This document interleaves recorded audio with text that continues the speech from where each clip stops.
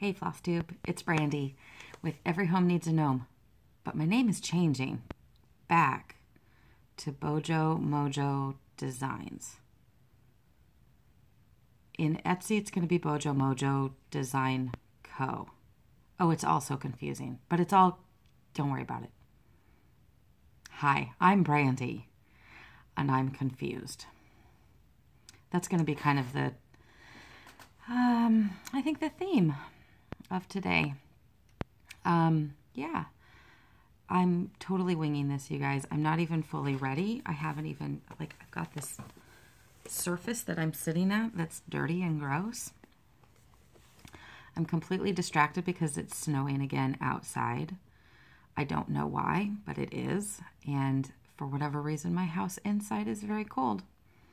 So, but I'm going to try to stitch with cold fingers. So we'll see how it goes. But I have a hot coffee mug. Isn't it the cutest? I love it. It's adorable and it's warm. I'm just going to hold on to it and hopefully warm my fingers up before I start stitching. I've made a mess over here. Oh well. How are you guys? How are you doing? I'm doing good. I'm busy. I'm so busy. But it's all good stuff. And it's all stuff I am passionate about and believe in and am excited to do. I just need a few more hours in the day. Honestly, I think a few more hours would do it for me. Or I need a personal assistant. And that would be fabulous. But unfortunately, people don't want to work for me for free. So whatever. Anyway, I'm going to get started stitching real quick. Or here in just a minute. But real quick, I wanted to do something.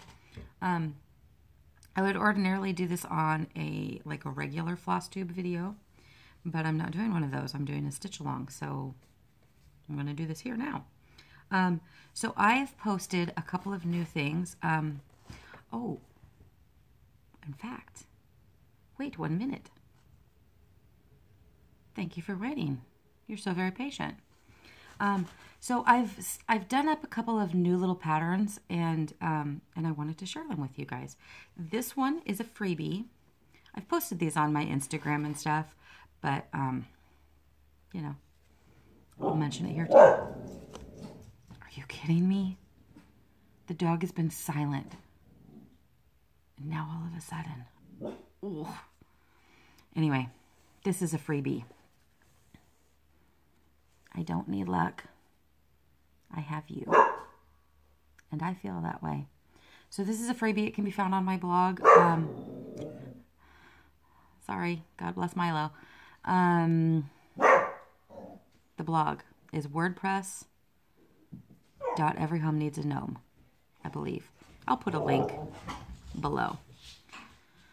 I don't know what he's upset about. I think there's probably a cat out front that he wants to. Hey Milo, can you stop? Like that's gonna help. Hey bud. You wanna come say hi? You wanna come say hi? You wanna come say hi to everybody? No. That's not saying hi. That's just yelling at people.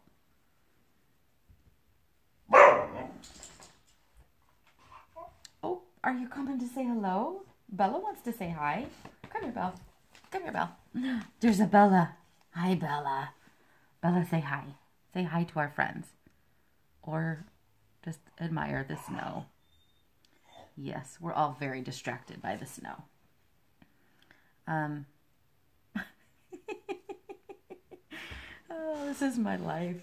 It is what it is. Okay, so I showed you the freebie. The other thing that I've stitched, or that I've created, is a little Easter stitch. It's just a small, and it is available for sale in my Etsy shop. And it's going to be challenging. That's what it looks like. It says, Bunny Love. Oh, Bella just fell off my lap.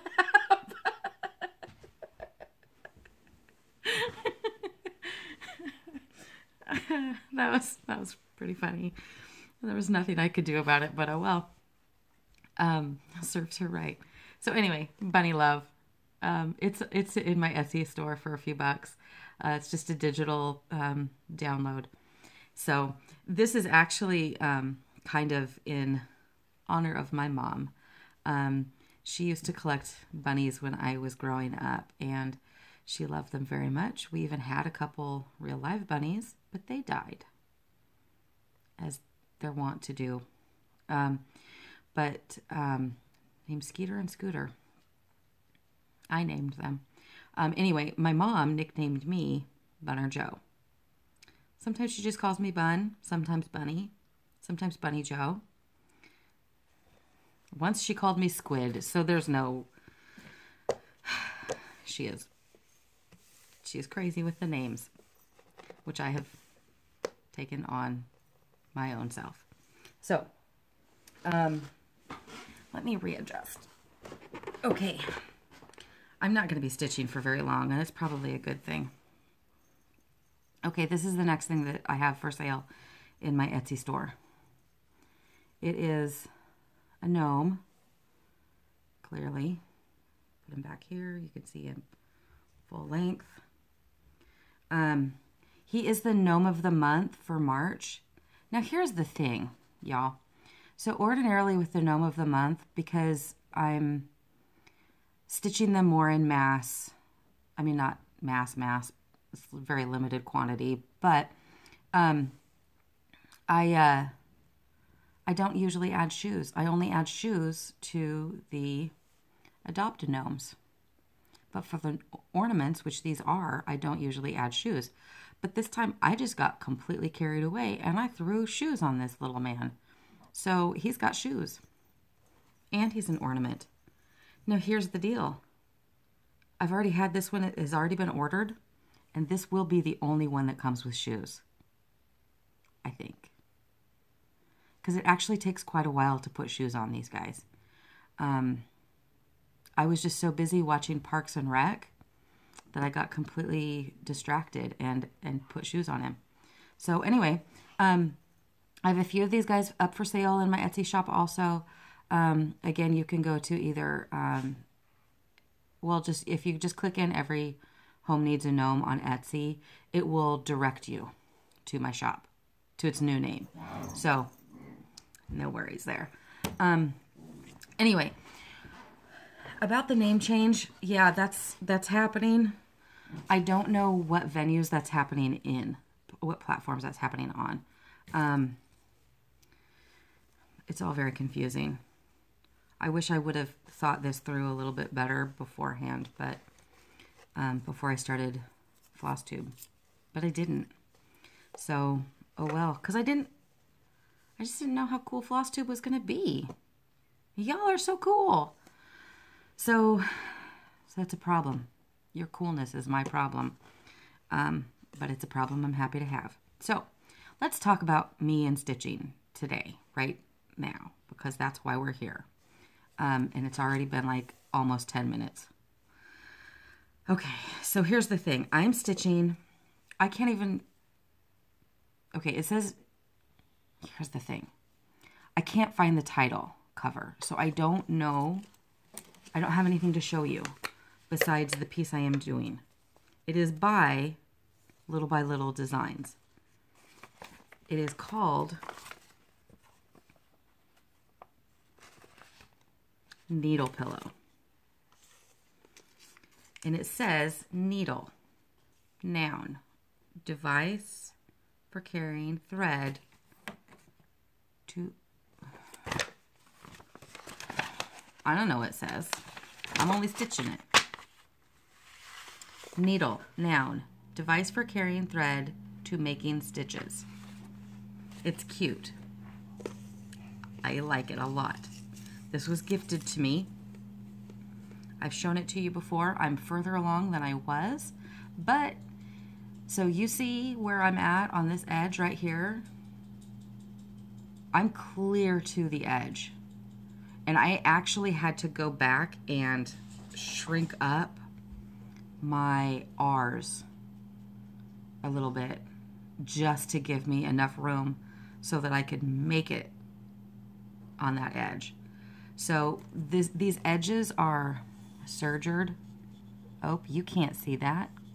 That's not focusing at all. Anyway, trust me, they're sergered. So I think what I'm going to do is I'm going to just take the serger part out. Or maybe not. I don't know. But I'm just going to mount this because I'm literally not going to be able to do anything else with it. So when it's all done, it'll be really cute. It'll hang in my office. And I'm very excited about it. So that's what I'm working on. And so today I'm going to be working on the N.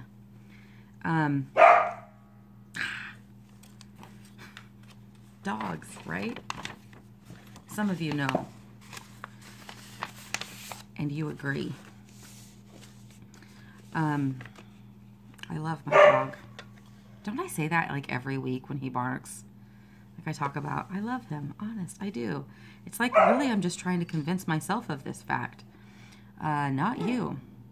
That's probably true. Okay, he's whining, so I'm going to go let him out. So I'll be back. Hey, I'm back. But before I sit down, I wanted to show you something. So, you know how I always like to show you my t-shirts. So this one says, Moppin'. It's where my story begins. You could probably read it easier than I can. Moppin', Oregon. The reason I wanted to show you that is because we're going to talk about family today. I think I talk about family every time. I do. But we're going to talk about extended family today because I have been doing some fun stuff. So I'm really into genealogy, which some of you know because I've mentioned it before. And first stitch, and I've already snagged it. But I am our family historian. And it's been a lot of fun to work on the family history stuff. Anyway, so a while back, I actually, because I know that we have Norwegian ancestry that came over in the 1800s during the whole big, huge immigration rush that was that time period. And sorry, things looked like they were going wrong, but they're not. Anyway, so I had been able to find, so my, oh gosh, I'm having a hard time speaking, aren't I? This is bad. Let me start from the beginning. My great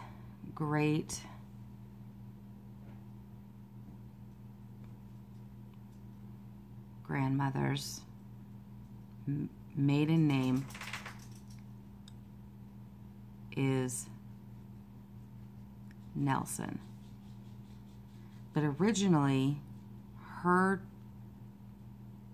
dad's name was Skoy, that came across from Norway. And when they got, it's weird. Anyway, so there's Skoy family. I found Skoy family. This is what I'm trying to say. I found some Skoy relatives that live in Wisconsin, which is where my ancestors originally settled when they came to America. They settled in Wisconsin, in the La Crosse area. And so I was able to kind of track some of them down through Facebook. And so I messaged one of them and didn't hear anything for like a year. And finally she messaged me back and she was like, oh my gosh, I just saw this message. I'm so sorry. Yes, it looks like we are related. 1, 2, 3, 4, 5, 6, 7. Okay. And so we got to talking, and anyway, she pulled me into this huge kind of group chat between a bunch of Skoy relatives that are in that area, because apparently Wisconsin is just full of Skoys. Who knew? Now I know. 1, 2, 3, 4, 5, 6. This just seems like it's too much, but who knows? I have to count. Hold on. 1, 2, 3, 4, 5, 6, 7. Okay. 1, 2, 3, 4, 5, 6. Okay. So anyway. Recently she just discovered that a lady that she's been friends with for like 11 years is also a cousin through the Skoy line. So that's kind of cool. So she introduced me to this other cousin. And since then, we've been going back and forth about ancestry. And it's been a lot of fun, you guys, because I have known this is all coming from like my mom's side. And I know like, you know, my great grandma and my great great grandma and all that kind of stuff. And I know like her story, but I didn't know any of the siblings. Am I making any sense? Anyway, so now I've found ancestors of these siblings, and it's kind of fun to just kind of connect some pieces and figure some things out, and get pictures and, you know, trade information and stuff. So I've been on the website familysearch.org, which is put out by the Mormon Church, because it is free, where ancestry.com is like a ton of money that I just don't have sitting around to pay for. So I've been using familysearch.org and have gone through, and somebody else has like figured a whole bunch of stuff out, and they figured out, it looks like, now I haven't verified any of this, but it looks like they've been able to find ancestors, some of which date back to like the 1400s. That's crazy to me. And super duper exciting, because I don't know, it's just neat. It's neat to know that that my story isn't just my story, right? This is a story that started centuries ago. And every new person that is added into our family tree just adds a piece of the story. And the fact that, like, ultimately, we are all related. You are all my cousins somewhere along the line. It's just so weird to me to see how the connections are. I don't know. I just love it. And so anyway, that's been a lot of fun. I've been working pretty hard on that. Kind of last week, I worked on it so much that I didn't get some work done that I needed to get done. So now I'm completely behind this week, and decided instead that I needed to stop and film a stitch along. So there you have it. So that's what I'm doing. And I'm not going to apologize for it. Not even. So anyway, that's that. But along with that, so I've also been, because that side of the family has been researched, my mom's side of the family has been researched pretty well by quite a few people. But my mom's, well, that's my mom's side, her maternal side. Her paternal side, so my grandpa, his family has not been researched very much, at least not to the best of my knowledge. And so it's it's been fun to try to kind of dig through and find some things on that family. Now, we have linked back to the Mayflower. We had an original person on the Mayflower. Oh my goodness sakes, I've just completely lost his name. John something, I believe. His last name started with an A, I think. Anyway, he was on the Mayflower. So that's pretty cool to just kind of know that. And now my dog wants back in, so hold on a second. Thanks. I'm wiggling the camera. All right. Hopefully now that he's played out in the snow, he's okay for a little bit. Anyway, so yeah, family, ancestors, they're kind of cool. And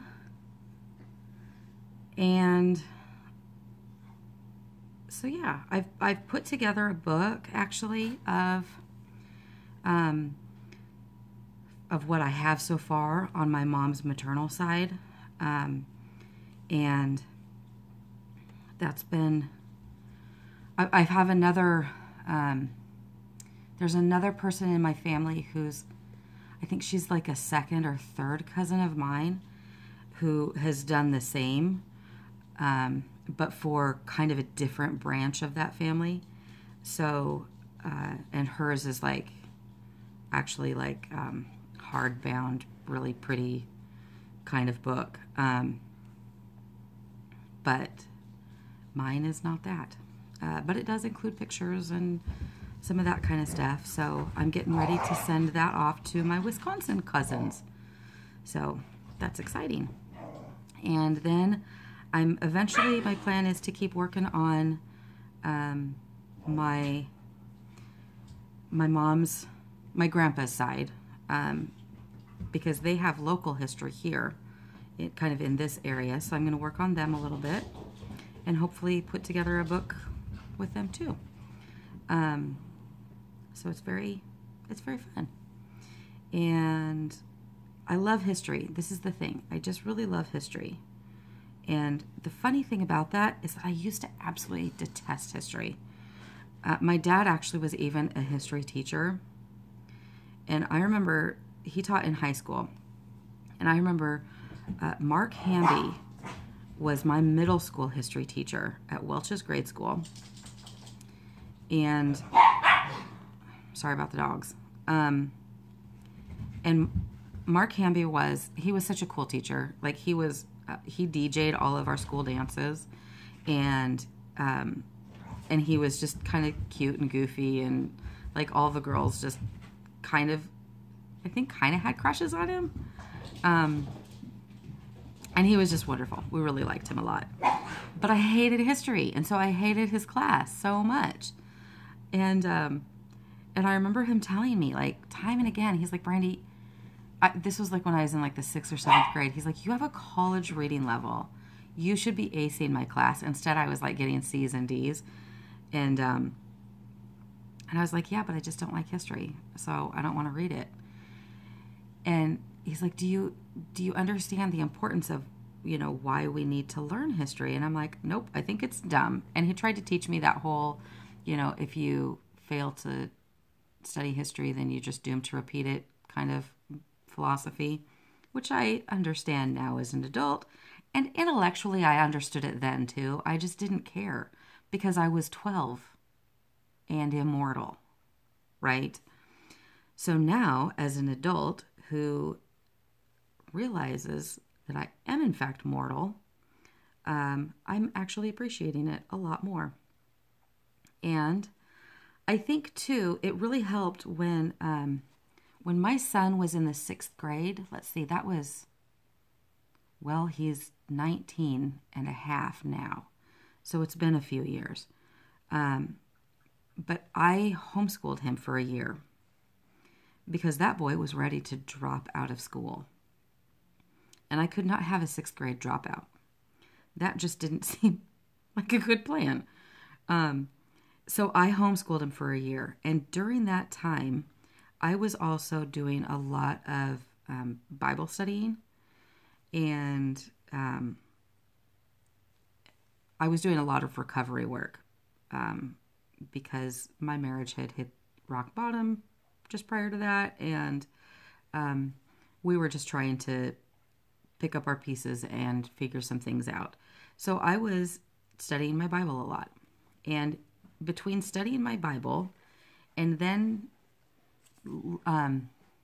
teaching my son some history, like world history, all of a sudden, like the pieces kind of all started falling into place.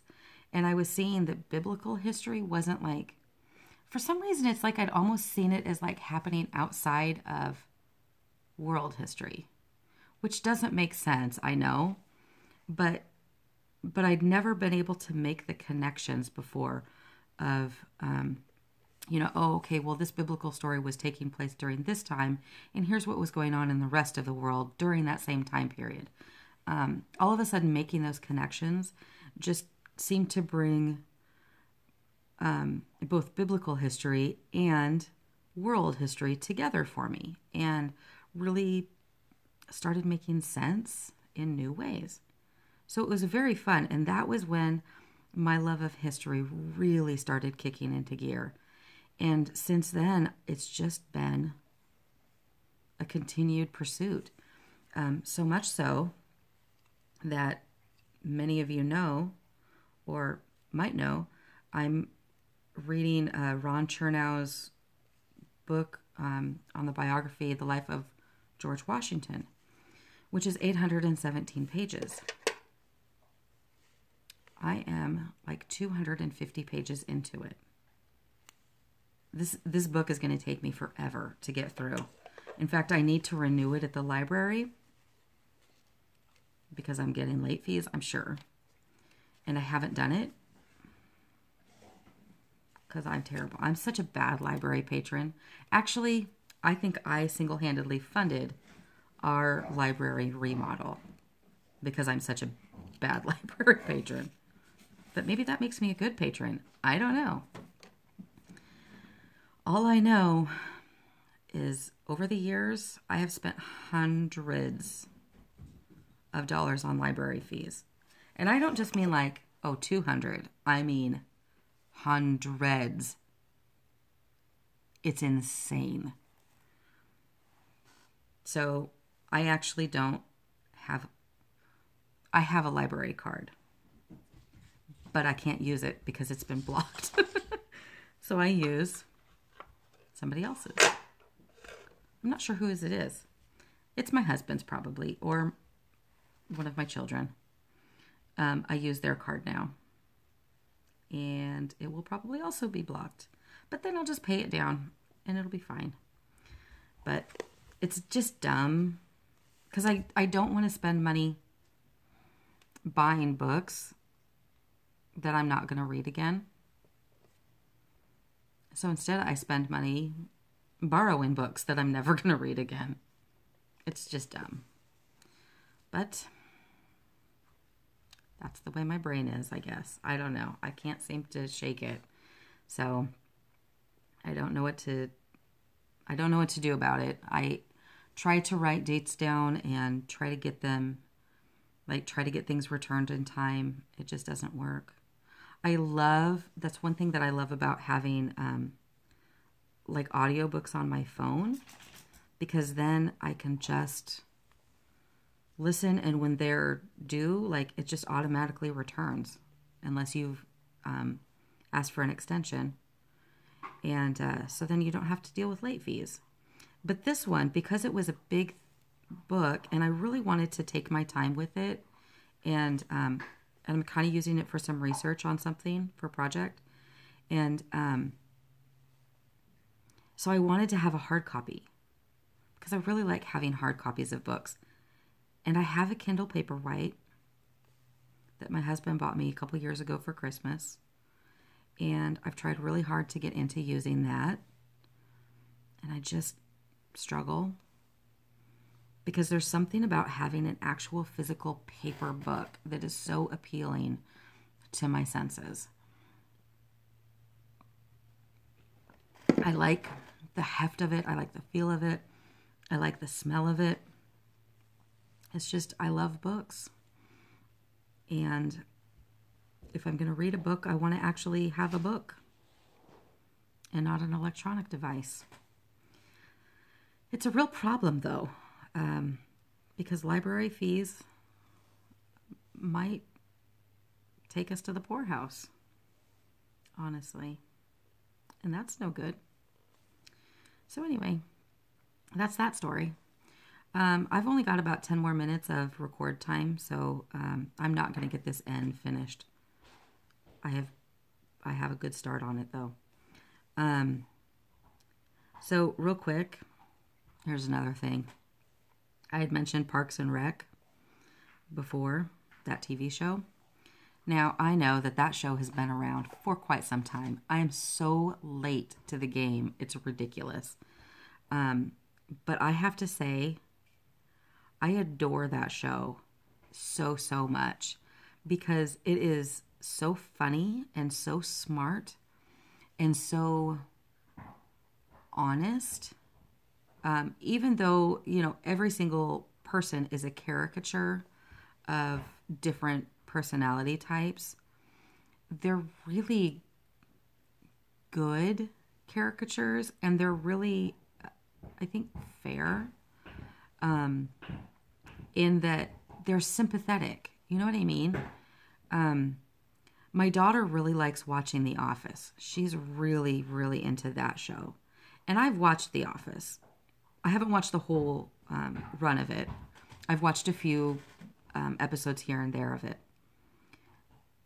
But one of the things that keeps me from really wanting to engage in that show too much is honestly Michael Scott, like that main character, because, I mean, yes, he's funny and flawed and kind of horrible in a caricature-ish way.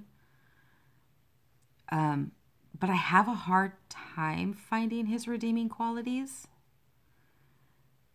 I know that they're there, but I just have a hard time with it. And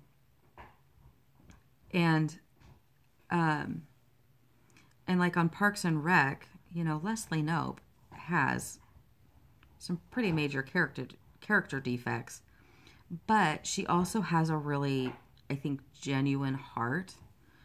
And I don't know. I just find her character easier to sympathize with, I guess. So I don't know. But, and I love watching Chris Pratt in that show because he's so different from like his Guardians of the Galaxy character and other characters and stuff that he's played. And it just makes me happy. And I really like him. He actually kind of looks like a boy I once dated.